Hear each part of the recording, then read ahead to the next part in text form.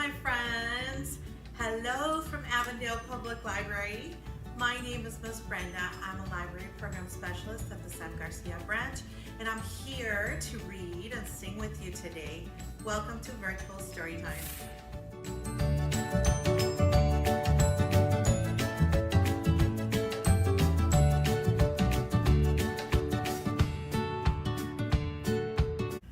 Who's ready to begin? Okay, today we're gonna do If You're Happy and You Know It. So for this one, you need to stand up. Okay, give some stretchies. And for If You're Happy and You Know It, we do 3 motions. First, we clap our hands, then we stomp our feet, and then we shout hooray. So I have my friend Monkey here, and he's gonna help us do the motions today. So you need to stand up at home and do the motions with Monkey and me. Ready? Okay, here we go. 1, 2, 3. If you're happy and you know it, clap your hands, clap, clap.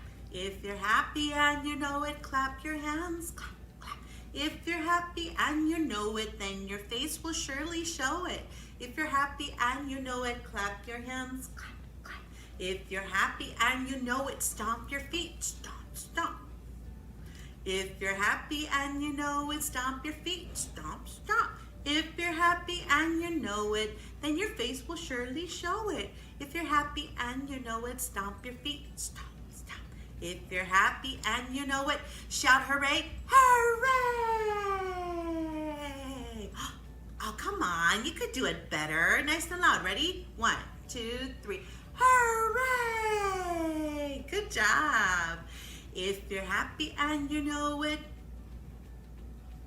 shout hooray, hooray! If you're happy and you know it, then your face will surely show it. If you're happy and you know it, shout hooray, hooray! Let's do all 3. If you're happy and you know it, do all 3. Clap, clap, stomp, stomp, hooray! If you're happy and you know it, do all 3. Clap, clap, stomp, stomp, hooray! If you're happy and you know it, then your face will surely show it. If you're happy and you know it, do all 3. Clap, clap, stomp, stomp, hooray!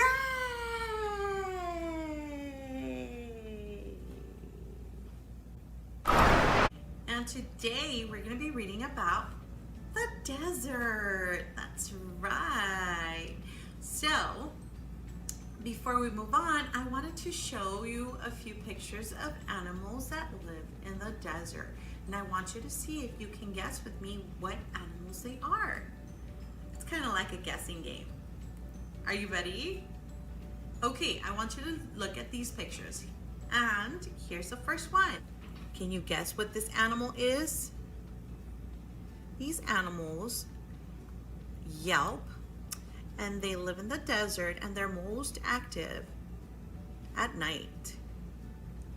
It's a coyote. That's right. How about this one? Ooh, it is a snake. Do you know what type of snake it is? It's a rattlesnake. That's right. Good guessing. What gave it away? Could it be the little rattle in the tail? At the end of the tail, right? All right, good guessing. All right, now this one might be a little bit harder, but this bird has a very pointy beak and likes picking or pecking on wood and other surfaces. Can you guess what it is? A woodpecker. Yes, woodpeckers live in the desert too. What about this picture? Can you guess what that is? It's very prickly, that's right. And what color is it? It's green. And this is a plant. But do you know the name of it? These plants grow very, very tall. It's a giant saguaro, that's right. It's a cactus. What about this picture? These little animals make a little sound that goes like this. Can you guess? Yeah. Hoo, hoo, hoo. It's an owl. Good job. And this one, you might see a lot of these kind of hanging around your house on the walls or in the garden. Yes, it's a lizard. Good guessing. All right. Okay, what's our next picture? This might be a tricky one, but I still wanted to show it to you because these animals live here in the Sonoran Desert. And they're not as big as we thought they were because they come out in cartoons. They're actually very small birds, and they're supposed to run fast. A roadrunner! Good guessing. And my one of my last pictures here is kind of looks like a pig, right? These are like wild pigs that live in the desert, but they have a special name. If you didn't know, this wild pig is called a javelina. Javelina or javelina. And last but not least, we may see some of these around the house or in the garden or out in the desert. These are called scorpions. Yeah, if you see a scorpion, don't get close to it because they do sting and it hurts, okay? All right. So I hope you enjoyed looking at those desert animal pictures with me. We're gonna do 5 little coyotes. Are you ready? All right, but for this, you've got to help me do the coyote sound. So coyotes like yelping, but they also like howling at the moon. They go, arr! Can you howl with me? Arr! Good job. Let's try this. 1, 2, 3. Arr! One little coyote howling at the moon. Along came a friend to join in his tune. Ready? Arr! Let's do a second one because there's 2 coyotes. Arr! 2 little coyotes howling at the moon. Along came a friend to join in their tune. Now let's howl 3 times. Arr! Arr!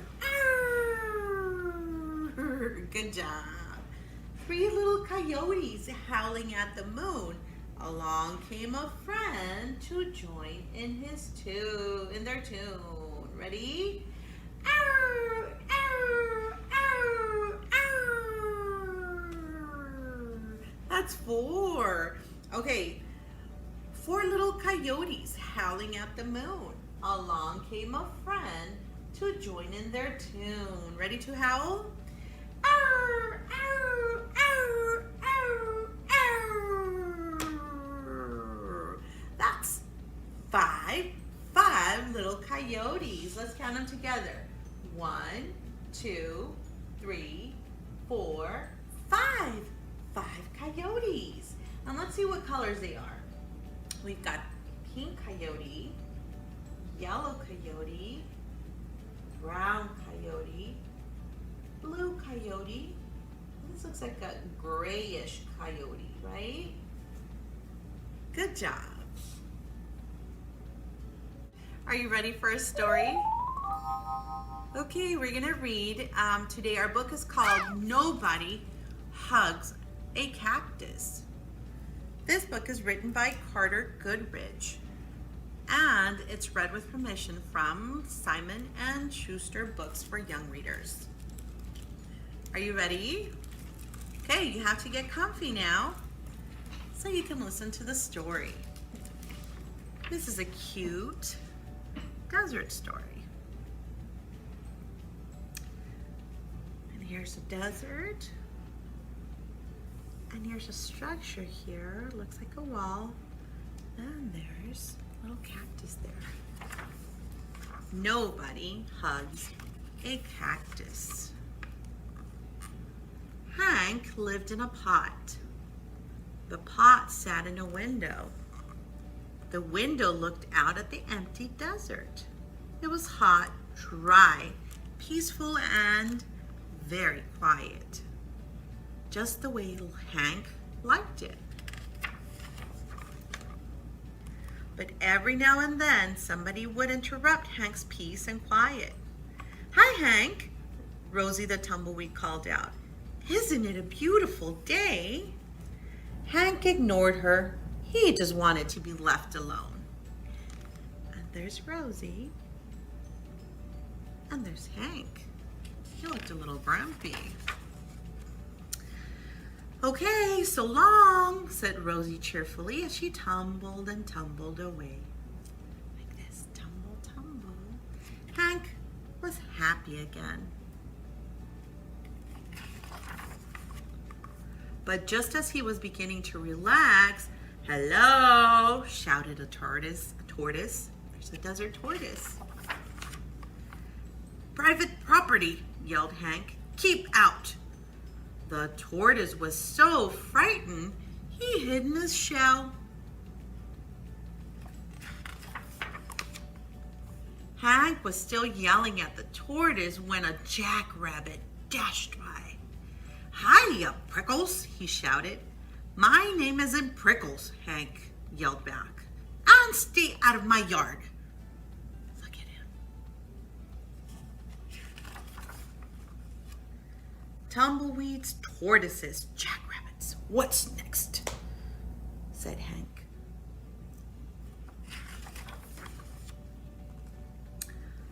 A coyote came loping by. "No dogs allowed," Hank yelled. "I'm not a dog," said the coyote. "And you are as prickly on the inside as you are on the outside," said the coyote. Before Hank could yell back at the coyote, a cowboy strode past. "Keep off the grass," shouted Hank. "What grass?" said the cowboy.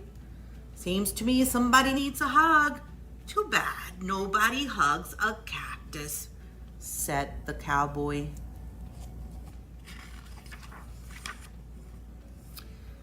"Hi," said a lizard. "Who invited you?" said Hank. "And just in case you're wondering, I don't want a hug." "Well, that's good," said the lizard, "because I don't want to give you one." Then he skittered away.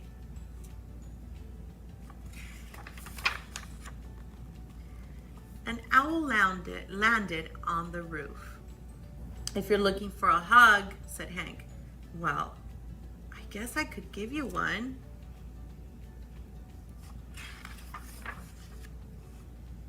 Who, me?" said the owl. "You must be joking." And for the first time, Hank began to feel a little lonely. There's Hank.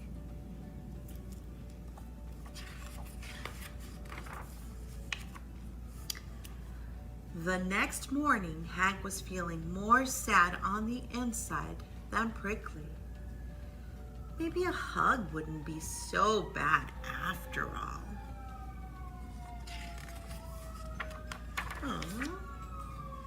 The wind began to pick up. An old cup blew by and stuck to Hank's face. His arms were too short to get it off. "Great," said Hank. And there he is, stuck with the cup on his face. After a while, Rosie came bouncing by. "I'll get it off of you, Hank," she shouted, and she jumped up to knock the cup off Hank's face. Then she stumbled away. Well, that was nice of her. Hank didn't have time to thank Rosie. He felt bad about all the other times he had been so rude to her. So he came up with a plan. Hank decided to grow the best flower he could and then give it to Rosie as a thank you gift. It took days, but at last it was ready. He couldn't wait for Rosie to pass by again. There's Hank with his flower.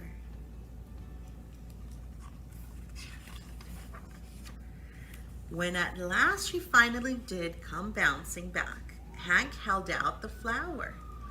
"Look, Rosie," he said, "I grew it just for you."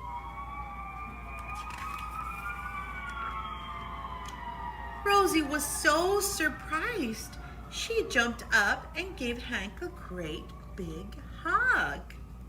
It felt so nice. Hank didn't want to let go. And as things turned out, he couldn't. Rosie and Hank had become stuck together.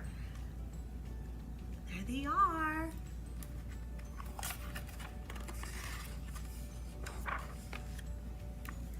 But they didn't care. After all, it's better to be stuck in a hug than to be stuck all alone. And there they are.